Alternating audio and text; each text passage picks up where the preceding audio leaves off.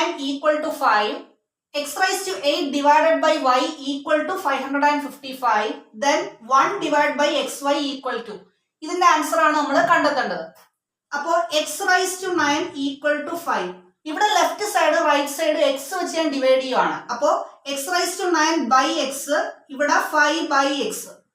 അപ്പൊ ഇവിടുത്തെ എക്സിന്റെ പവർ 1 ആണ്. അപ്പൊ x raise to 9 divide by എക്സിന് നമുക്ക് എക്സ് റൈസ് ടു 8 എന്ന് എഴുതാം. അപ്പൊ x raise to 8 equal to 5 by x എന്ന് എഴുതാം.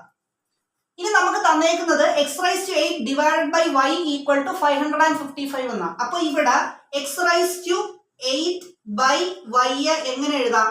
X raise to 8 5 by x ആണ്. അപ്പൊ 5 by x divided by y ആണ്. അതിനെ 5 ബൈ എക്സ് വൈ എന്ന് എഴുതാം. ഇനി നമ്മൾ കണ്ടെത്തേണ്ടത് 1 ബൈ എക്സ് വൈയുടെ വാല്യൂ ആണ്.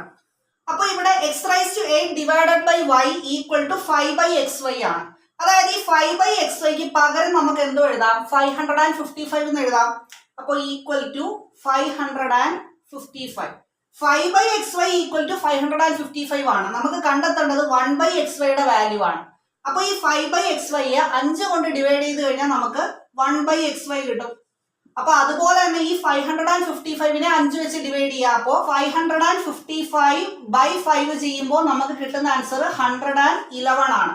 അപ്പൊ നമ്മുടെ കറക്റ്റ് ആൻസർ ഓപ്ഷൻ ബി 111.